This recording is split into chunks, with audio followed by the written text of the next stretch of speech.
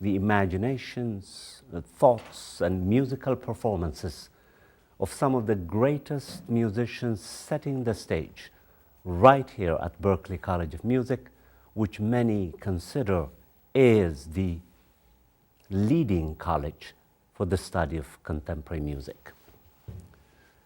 For the first time, African Ascent is honored to bring Professor Larry Watson, who is truly a star of stars.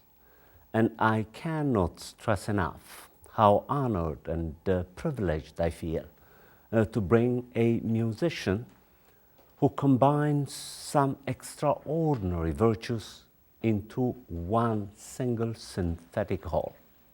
He's an advocate for the poor.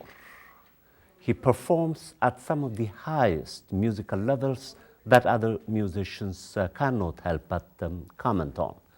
And additionally, and most importantly, because it's so relevant, he is also considered to be quite a presence of a teacher at Berklee College of Music. Students love him, they respect him, they flock to his courses.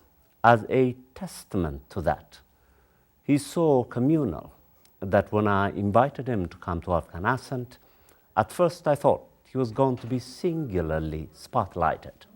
How little did I know that he has brought some of his former students and young colleagues, and he insisted that they become part and parcel of African Ascent tonight. Before I begin the interview, there are a few things that I would like to read to my audience. Introducing such a luminary is not an easy task, but as a television producer, I have learned this difficult task of distilling complex information into simple, accessible, plain, and elegant information that I would like to share with you.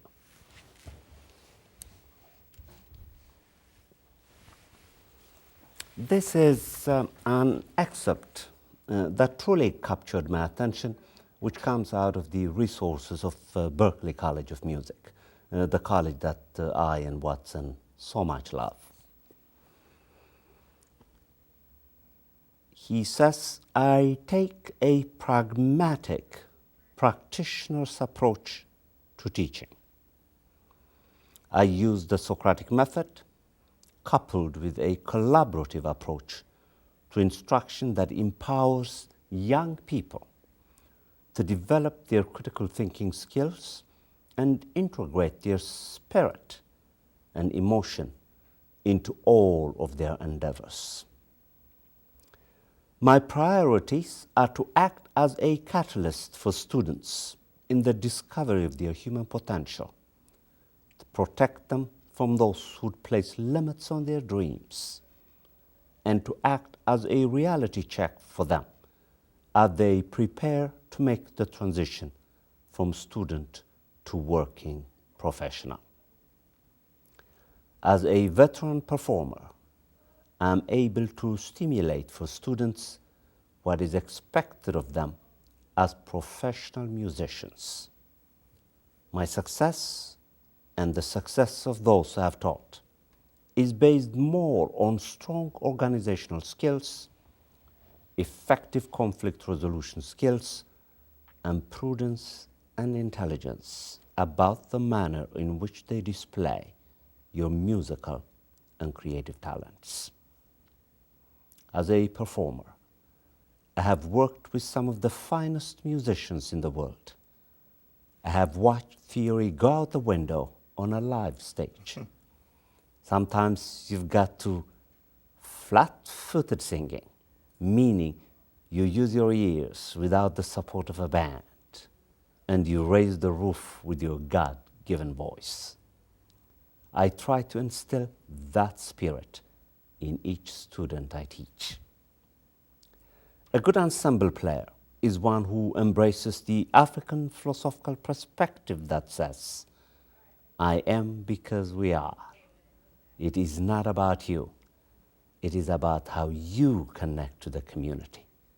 And together, you produce art that is collaborative, loving, and socially just.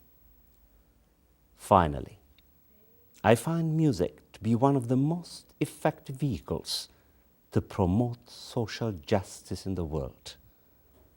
Training your musicians and inspiring them to see the profound, constructive impact they can have on humanity is a gift, and Berkeley affords me that opportunity.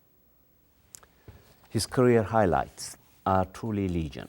Again, in their distilled version, they are essentially the following: BA, State University of New York, Oswego; MPS, Cornell University; Associate Professor, Art Institute of Boston; Adjunct Faculty, Black Studies, Boston College; Owner, Operator, Save Ourselves Productions; Owner, Operator, Save Ourselves Productions; Consultant for community development agencies, corporations, civic organizations, universities, and college organizations.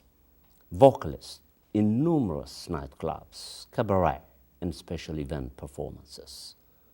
Recordings include The Journey and Reparations from Togo to Arkansas on Save Ourselves Productions and Musical Thunder with recording artist Jean Carnet, Color Circle Art Productions.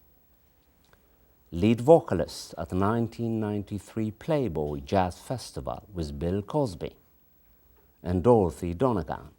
Special guest with Al Green, Bank of Boston Concert Series.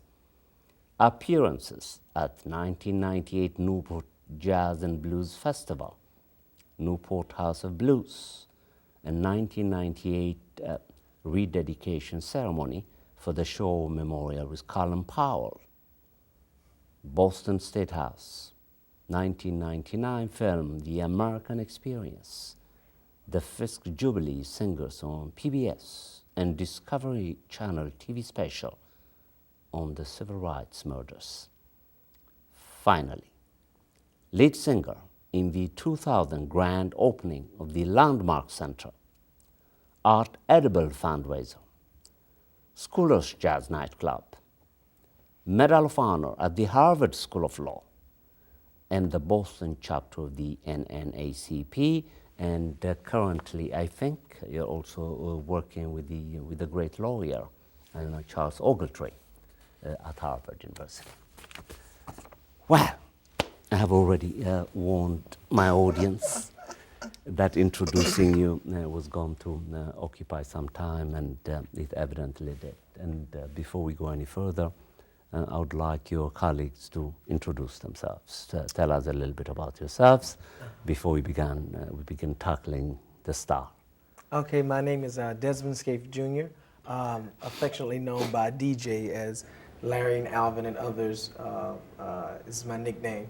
I came to Berkeley actually 5 week in 2010, and I met Professor Watson. I was a pianist for his Motown course, and I came in and I was a little late, and ever since then, we've had a very great connection because the mentorship started at that moment. So I've known him since I was 15 years old, and he's been a wonderful mentor and has helped. He's picked up the work that my parents started with me, and cultivating me to be, a social engineer and a change agent. And he's helped me with that and helped me through, the times at Berkeley and other things in my life. And I'm very fortunate to have met and to be, a mentee of Professor Watson here. So thank you for having me. And my name is Alvin Foster. I am also mentee of Professor Watson. I met Larry Watson in 2007. We were in the hallway. I was waiting for a voice lesson, and he spotted me. And at that moment, our energy came together. And I remember after I left Berkeley, we met outside of his office. I was on my way to a print store with an arrangement that I had done. And at that moment, he hired me to do some arrangements for him. And it was at that point that our mentorship started. ever since then, I've worked with him on various arrangements.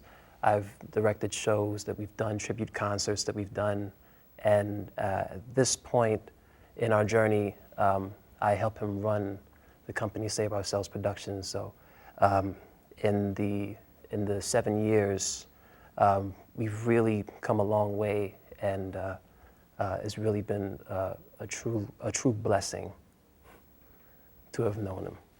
Wow. I'm a bit jealous as a Well, Dr. fellow Kiris, professor. I'm just so honored to be here,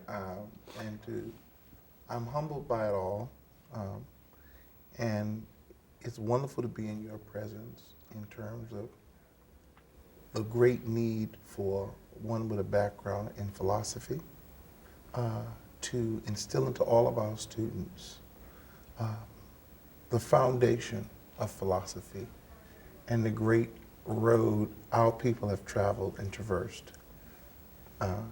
It's a real honor to be here with you and to see this show that you're doing. I don't do anything like this anymore if I don't have young people at my side, because we must train and cultivate the next generation of leaders. And several years ago, one of my colleagues, a professor, I won't embarrass her, I won't mention her name, she's at Tufts University, she's in African studies. She said, "I'm sick of you. Every time I see you, Larry, you're complaining about something that's not going right. Pick 2 or 3 students and mentor them and get on with it." And it reminded me of the great African herdsman story. That the African herdsman said, if you have a flock and you're bringing them up the mountain, and one of the cows chooses to go off the edge, sometimes if you go after that cow, you may lose the whole herd because they may all turn and follow. So sometimes we have this, or I used to have a kind of Superman complex, and we think we can do it all, but we cannot. And it becomes an excuse for not looking at our own deficits and our own areas where we need great improvement. There are great people in this community of Boston. I've lived here since 1984. Mm-hmm. And some of them have passed on and not left in their midst others who they've passed down the jewels to, as they were passed down to me by my great professors like the late John Henry Clark and the late Dr. Yusuf Ben Jagannathan and Dr. James Turner, all at Cornell University at the African Studies and Research Center, Dr. Robert Harris, Dr. Marie Evans. I was very blessed to be in the midst of these incredible scholars who also were entrenched and connected to the African in diaspora. So I try in my work to bring those worlds together because they're not mutually exclusive. And I truly do believe that art is such a constructive and powerful tool. As the late Charles Hamilton Houston, the first African American to graduate from Harvard Law School, and you're right, I work with the incredible Charles Ogletree as an artist in residence at the Charles Hamilton Houston Institute. He always said, we have to make a decision in society whether we're going to be a social engineer or a parasite. And I choose to try to be a social engineer, leaving all the ego out of it, but trying to take the skills and the good blessings that God has bestowed me with. Namely, first starting with strong parents and trying in my own way to make a difference through cultural expression. Because I think that cultural expression is one of the most authentic and powerful vehicles to move people. I've been on programs with Dr. Cornel West, and I sang on the program, and after I got through singing, my brother West took the next 10 to 15 minutes to talk about the song I just sang, and then the next 15 to 20 minutes to then elucidate on that even further. Of course. So it's not about me, it's about the power of music and the power of cultural expression to take dense, sometimes incredibly painful material and give it to people to digest in 3 minutes, 60 seconds. So shows like yours that serve our community and give people a sense of things that are not from the waist down, but the waist up, is an important element that we need to teach young people. And so I try to do that. And so these two young men, I decided with the number of young black men in our communities around the country being murdered and taken out, and the psychological murder that occurs in many of our institutions of higher education at predominantly white institutions, our children don't always have the mentors they need. And someone to give them insight into all that information that's not written in the book. You can't go to page 49 and find it. Even today, coming to the studio, there were lessons to be learned. There are lessons after we're through with the interview that I'll talk with them about. All of those lessons around protocol and appropriateness are things that we as elders must instill into young people. I don't even know where to start asking you these plethora of questions that I have in mind. I'm so impressed by you. I've been quite impressed by you for quite some time now, for the following reason. There is hardly any course that I teach at Berkeley which includes, quite happily, not necessarily exclusively because of that, but quite happily, white students who speak with tears in their eyes when they think of you as a teacher, who feel loved, recognized, respected, and nurtured. This is not an easy achievement because I share the challenges in the classroom exactly like you. I and you, it seems, have this in common. We are working to change the future. We are architects of the future, and I hear the same things about your classes, so this is a goodwill meeting here between us. But I think that it has nothing to do with us. It's not about us. As folks in the hood say, it ain't about you.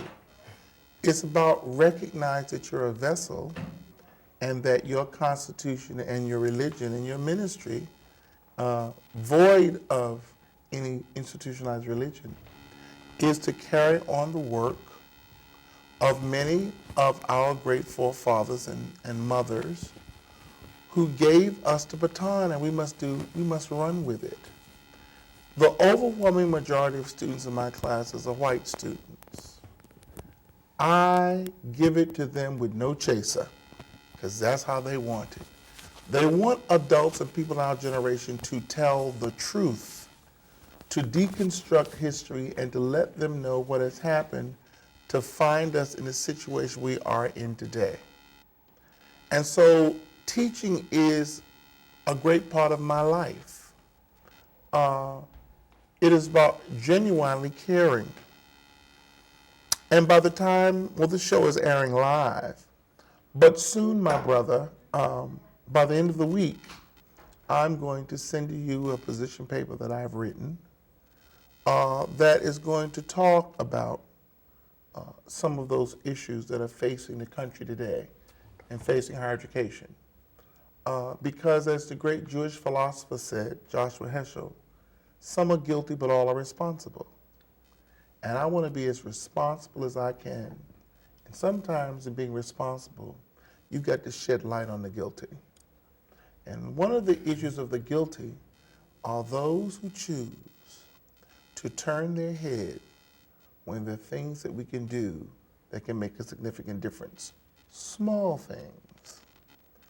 We cannot isolate ourselves because of our own sense of fear or appropriateness. I've never done things by the book. I didn't do my academic training by the book. At 23, I was a dean at Cornell University. That wasn't by the book. And most of the people who were angry at me being an assistant dean, a dean for administration, when I was 23 were black people who wanted the job themselves and were in their 40s and 50s and couldn't understand how this young black graduate student had gotten the job. Well, I had gotten the job because the Jewish dean looked around and said, there's no diversity here, and if I don't do something draconian and radical, and it wasn't that radical, quite frankly, when you look at it, we'll be waiting another 20 years. So he appointed me, and it shocked everybody. But then I recognized that such a responsibility meant I couldn't be partying out on the weekends with the students because I was 3 years older than them. It meant that I had to make certain sacrifices. But within a year, my colleagues, who were mostly middle-aged women, voted me as the chairman of the department. Because when I saw what salary they were making, I said, "You making that little bit of money? Well, let me tell you what they're paying me. I should not be making almost what you're making. You've been here 20 years. And so since they had never known how to fight, they put me in charge to be the fighter. There are different people in our society. Some are perpetrators, just outright haters. We know about 10% of the population is just vicious haters. Our students, whether it be at Berkeley or anywhere else, they want somebody to articulate that. That's right. Then there's another group who avoiders. Well, I don't talk about religion and race and that kind of stuff. They're just as bad. And then there are those that are the naive offenders. I can't say your name. Where are you from again? Can you just give me another name to say? And they don't recognize how offensive that is. And then there are change agents. I want these young people to hover between being change agents and then what me and you are, and that is fighters. I am a fighter. Everybody can't be a fighter. That doesn't mean because I'm a fighter that I'm not coherent. I don't have principles. I don't know. You got to know when to fold them, know when to walk away. I understand all of that. There's an old country song in America by, what was his name? Kenny Rogers. Thank you. Rogers, right, Kenny Rogers. But as long as the blood runs through my veins, then I have to use my art as a vehicle for social change. And I've integrated my lives. It didn't happen right away. I always wanted to sing and do music, but my guidance counselors told me in high school, in junior high school, black guidance counselor, we got enough, you use the N-word, we got enough singing and dancing, we need some lawyers, teachers, and doctors. And I'm forbidding you to apply to music school.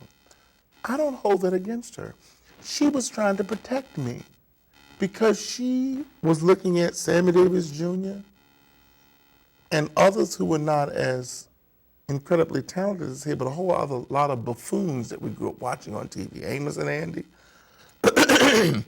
So I said, okay. I went to school and majored in history and secondary education, got a teaching license.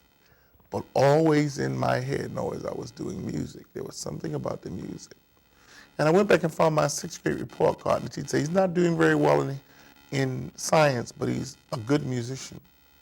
I found that report card.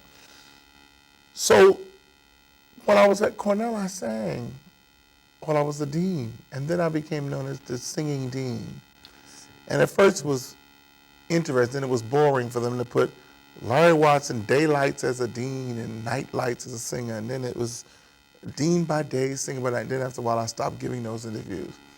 But I left Cornell in Ithaca, which I loved being there, to come to Boston because it was a large market. Took a deanship at Harvard University and sang the whole time and traveled to Australia, all the while cultivating and integrating my worlds. And so now being at Berklee College of Music for 20 years, it took me 20 years to develop the history course that you speak of. 20 years with the support of President Roger Brown. Yeah. And so that course now is a staple. And in that course, we discuss the undiscussables as you do in your classes. And the class is oversubscribed. And one young white female in the class the other week said, well, when I came to this class, I thought we were talking about music. I said, we're all talking about music, but we're circumscribing music in the social sciences and the humanities, because that's what we have to do. She said, well, I think a lot of white students will probably drop this class. I said, no, they never drop the class. Some of the black students drop it at times because it comes too close to home until they haven't gone through the process of the Negro to black to African conversion experience. I said, but if you do, there's a waiting list for others coming. Now, some people when they hear that, they think this is not ego. This is us recognizing who Charles Hamilton Houston was, recognizing who Du Bois was, recognizing who Carter G. Woodson was, recognizing who Ida B. Wells was, recognizing who Nelson Mandela was, and doing all we can to cultivate a strong education. That makes a profound difference. And many times people think you've got to censor an education. And students don't want that. I just left a class before I came over here. And the student just watched the Nina Simone Yes. latest video. But we also had a black woman who is an albino, and that's not exactly the right politically term. That's a person of albinism, I think is the way I'm supposed to say that. But here was a black woman who was an albino with naturally blonde hair. They had just watched Nina Simone, a dark-skinned African black woman, and then they had this Mem Nahard, this artist who's taking the world by storm, coming, who was a black woman who didn't produce color. What is the contrast and the comparisons you can draw between the time Nina's lived? If you're black, get back. If you're brown, stick around. If you're white, you're all right. And this woman who makes no color and still gives us stories about racism directed towards her as a black woman who doesn't produce color. What does that mean? Our students surprise me every day by coming back with profound examples of what that means. Incredible. And of course, I can't wait until I invite DJ and Alan in any order you want to join us as we speak about the future. What do you sense in a typical classroom with respect to interactions with white students and others? Yes. Do you mean specifically in Professor Watson's course or just in general? Professor Watson's course. Okay, yes. I've been serving as a teaching assistant in Professor Watson's course for about the last 2 years or so. And it's been a very incredible time. Actually, I've learned a lot. I've learned that in most situations with white students, they are, a lot of times it clicks faster for them. Sometimes, you know, with some students of color and a lot of students of African descent and from different countries, they have a level of colonization still in their mind. So there's still a view of, you know, white is right, black get back. Yes. And so, you know, and still kind of, if we question these things, then there'll be some kind of reprimand. Yes. And so for a lot of us, because, you know, when that's been beaten to you for so long, there's a mark that's still there a lot of times on your brain and in everything you do. And so when they come to Professor Watson's course, it's also a shock value, because when do you see a 6 foot black man, a 6'3" black man with so much energy and who defies all So much that's right, intelligence. so much intelligence, who defies all of the stereotypes and is in your face, but in your face with truth and with historical facts and with love and compassion and really wanting you to come out better in the end. And so there's, first of all, for the first 2 weeks, I see this sitting back. I don't know if Professor Watson sees it sometimes, but I look back and see students trying to figure him out and trying to figure the course out. And so, and it takes white students a less amount of time sometimes than it does for our cousins to get it a lot of times. So that's the main thing I see. But what I do see always though, is students that pass through his course, it is like going through being a dusty piece of metal. You go into the Ford company and you come out a Model T. And that's what I see happening, these transformations every year, every semester in Professor Watson's course. I appreciate it. You know, I understand my students of color and where they're coming from. Yes, I do too. They have never been in a situation where their point of view and the point of view of their ancestors was being affirmed in a constructive, intelligent manner, without stereotypes. They have never been in a classroom situation where one switches from standard English to colloquial expression and to black dialect and has no inhibitions about it. That's right. They have never been in a situation where somebody explains linguistics and how the brilliance of African people are that most West African languages that the slaves came from didn't end in vowels. It didn't end in consonants, rather. And so people saw words like walking and talking and fighting and killing. They said walking, talking, fighting, and killing, and took the G off. So that's why Marvin Gaye sang, "Mother, mother," rather than, as some teachers would teach, Mother, mother, there's too many of you crying. Nobody would sing that like that. You would look like you were mentally ill. But if no one ever gave the linguistical rules for why we took this and made it this, that most West African languages, Wolof and others, didn't have a TH sound. So when I met many of my Korean and Korean students, I said, did you grow up in Harlem? Because they were saying this and that and those too. Because in Korean, there's no TH sound. Right. Wow. So all this time I was told I was stupid. So growing up in the public schools of New York, they told our Latino and our African American students, you're stupid, you can't speak English. And parents of color beat that into their children. We're speaking that around this house. But the point is, no matter if you are an African American from Birmingham, Alabama, and somehow along your journey you develop this French accent, as Stevie Wonder says, you can't cash in your face. And so this is a platform where students, I'm blessed, they enjoy the classes. I take it very seriously. I'm almost never, in the 20 years I've been at Berkeley, I may have canceled 4 classes. I'm not using that as some to pat myself on the back. If people are paying that much money to take a class, then I should have my butt in there to teach them, rain or shine. At the same time, we all have got to demonstrate accountability, as you well know. I will be gracious and understanding, but at the same time, there's certain things that cannot be tolerated because it's not fair to other students. So, whether I'm on stage or in the classroom, I'm doing what I call edutainment. Teachers have to be willing to be vulnerable and demonstrate their leadership, but at the same time, their vulnerability. And I don't mind saying to students, I don't know, but let's look that up. Let's talk to your harmony teacher. Let's talk to your theory teacher and come back. Alvin Foster was a student who went through Berkeley. I'm glad there's been some changes since then. He majored in jazz composition. And he graduated and didn't have the luxury of having one black teacher in jazz composition at Berkeley. Amazing. There were none on the faculty. Now, the chairman, thank God, is a person of African descent, and I think there are faculty that are now in the program. A black woman has just been appointed in jazz composition. So that's incredible. Now, is it a faux pas or wrong for us to not acknowledge that that was a part of the legacy of the institution? That we can sing it and play it, but maybe we can't write it down as well as other people. So now that's changed, but he went through that system when that wasn't the case. So when I empowered him, I did a show at Berkeley called Larry Watson Sings the Mission Statement with the Alvin Foster Orchestra.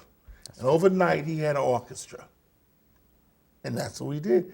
So he came to me the night before. He's going to be embarrassed. He came to me the night before the program and said, now, Larry, I know you're used to doing those shows down at Scholars and other places where you improvise and stuff, and it's all not written down. But this is all written down, so we're going to really need you tomorrow night to adhere to that. I said, oh, of course. So the next day he came, and he was all devastated. I said, what's the matter? He said, I didn't get one of the charts finished. I said, oh, well, then maybe I'll have to go back and do one of my old shows like I do at Scholars. It's remarkable. We have about 1 minute left, I think, before we take a break, and I haven't had a chance to talk to Alvin yet. But I think there will be time for us to reflect together.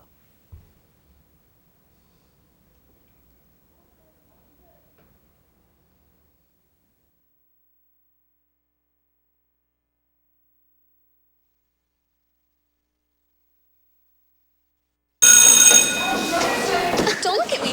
Your hair's a bit frizzy today. Oh, you should pick that up. Oh, you're such a dork. Loser. Here, let me help you with that. Oops.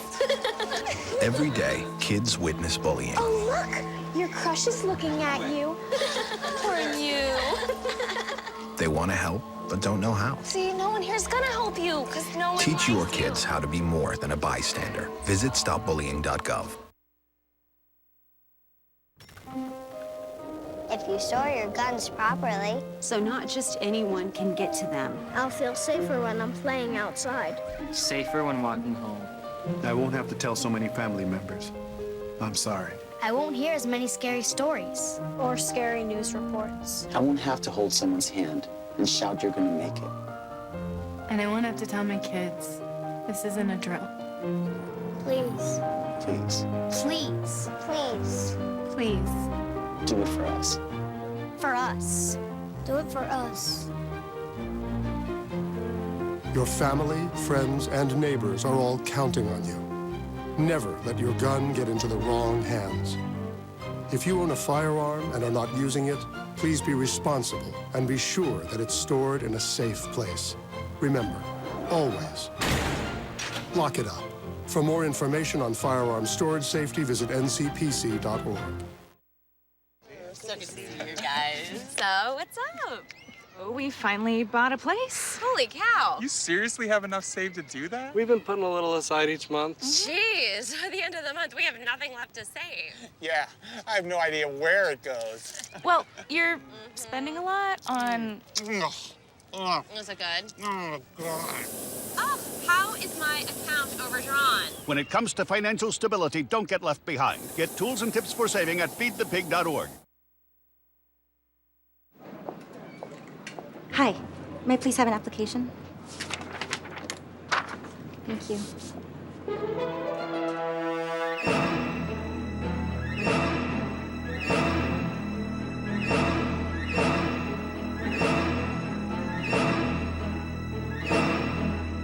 Skip the drama. Get your diploma. Okay. Take that first step towards a better future. Find free adult education classes at finishyourdiploma.org.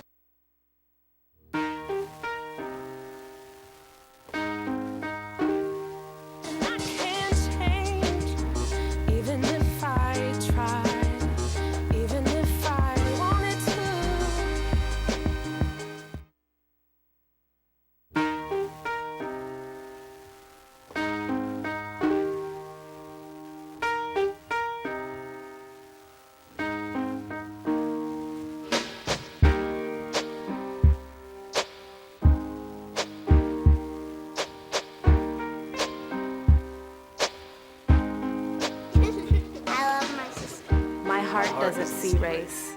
Love is love.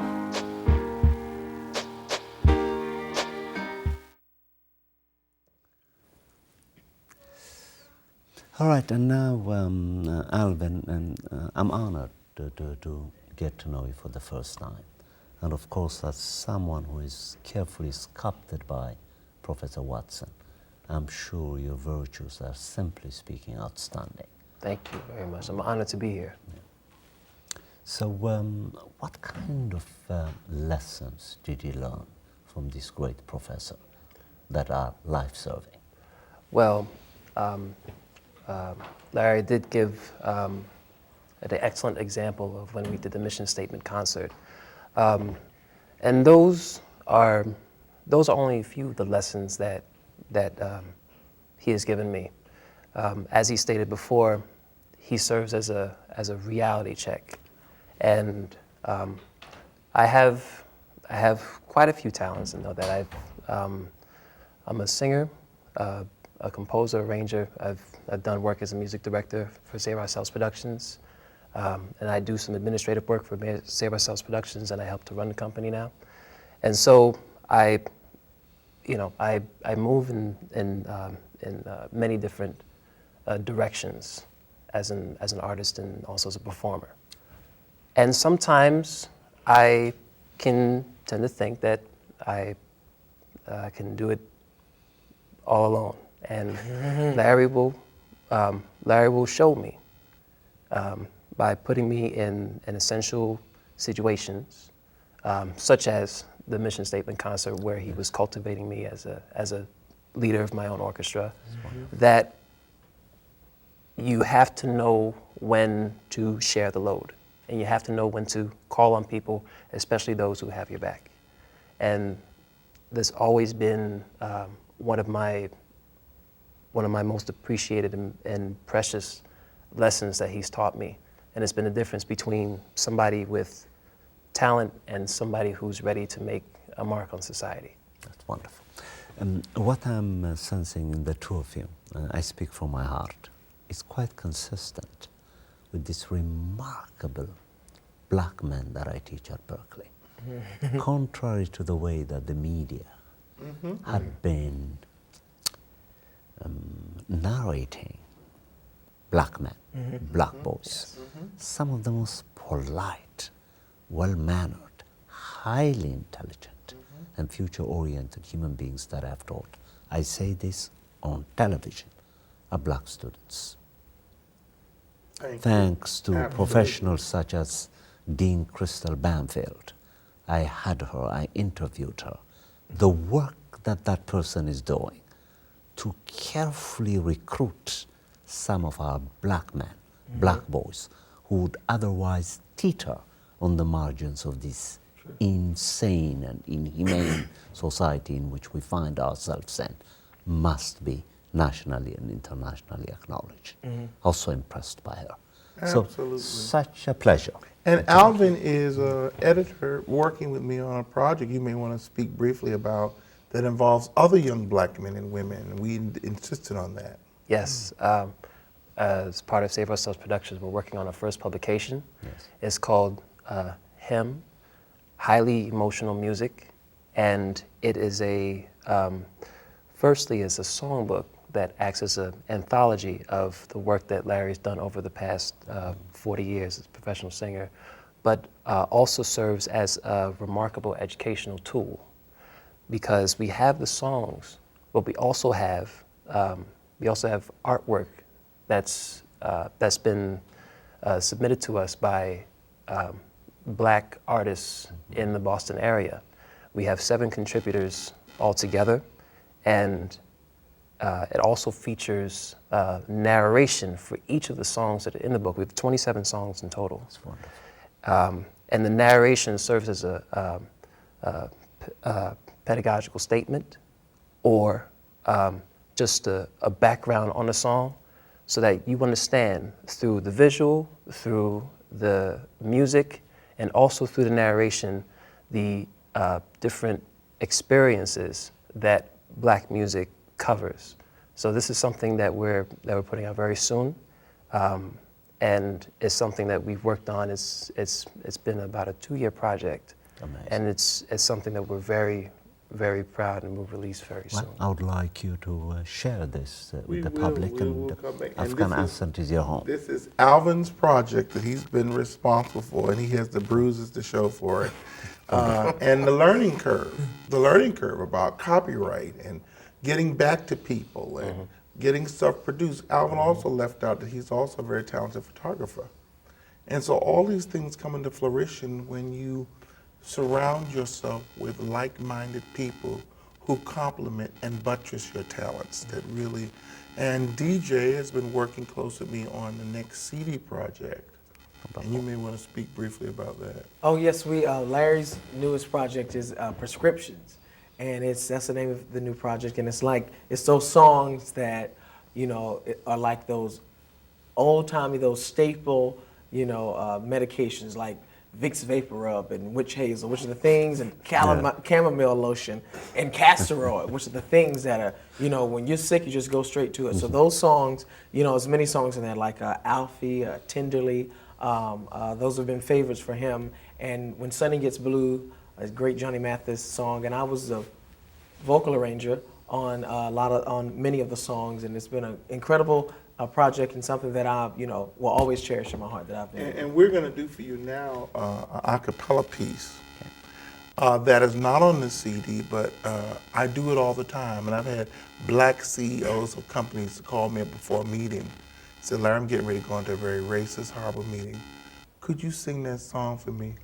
And the song is by James Cleveland. It goes like this. I don't feel no waste time. I've come too far from where I started from. Nobody told me the road would be easy. I don't believe he brought me this far to leave me. I don't feel no ways tired. I've come too far from where I started from. Nobody told me the road would be easy, and I don't believe he brought me this far to leave me. I don't feel no ways tired. Come too far from where I started from. Nobody told me the road would be easy, and I don't believe he's brought me this far to leave me. So people would sing this song over and over in the church, over and over, and each time, each one's fingerprint will be put on it. So we're going to do one more round of verses to show that. We'll do it together. I don't feel no waste tired. I've come too far from where I started from. Nobody told me the road would be easy, and I don't believe he brought me this far. I don't believe he brought me this far. I don't believe he brought me this far. I don't believe he brought me this far. I don't believe he brought me this far. I said I don't believe he brought me this far. I don't believe he brought me this far. Never that he brought me. He brought me this far. I don't believe he brought me this far. I don't believe he brought me this far. I don't believe he brought me this far. Me too far. I don't believe he brought me this far. I don't believe he brought me this far. I don't believe he brought me this far. I don't believe he brought me this far. I don't believe he brought me this far. I don't believe he brought me this far to leave me.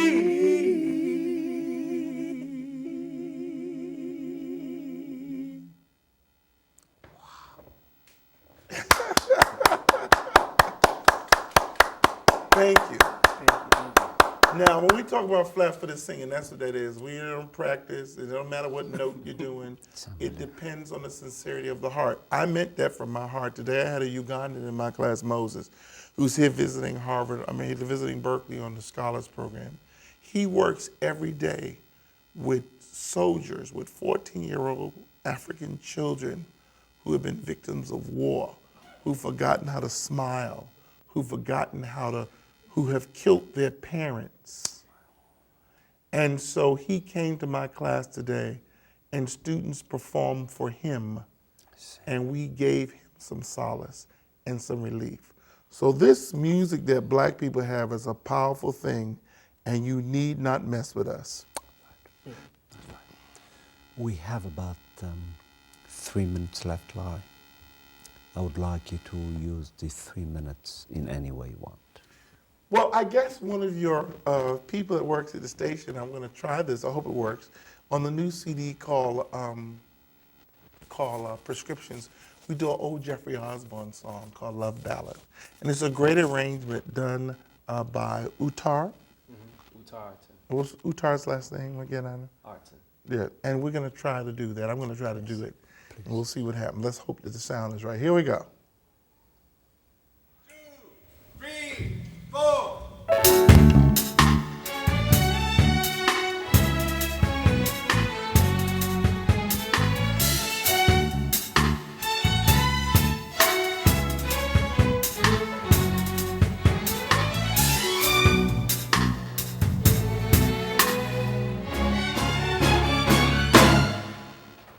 I have never been so much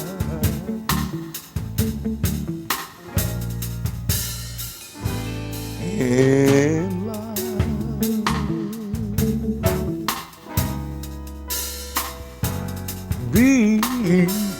before.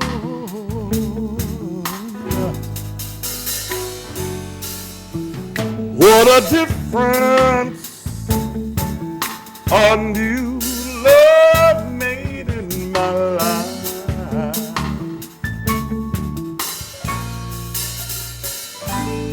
And I feel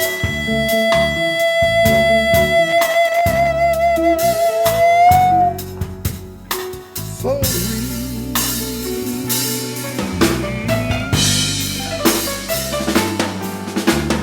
Loving you gave me something new that I never felt, never dreamed of. I said something strange, though it's not the feelings I had before. And oh, it's much, much more.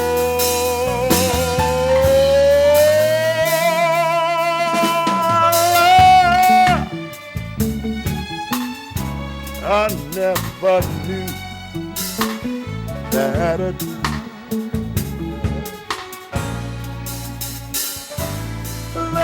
touch means so much.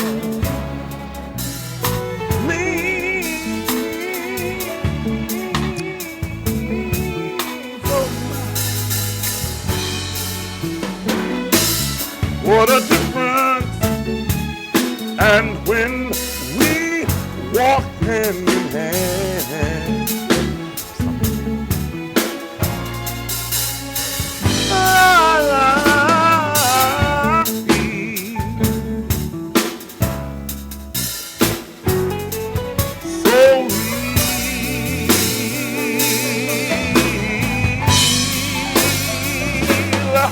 I said love has come and the lovers go. That's what the folks say. They don't know, because they're not there when you hold me and tell me that you care. And what we have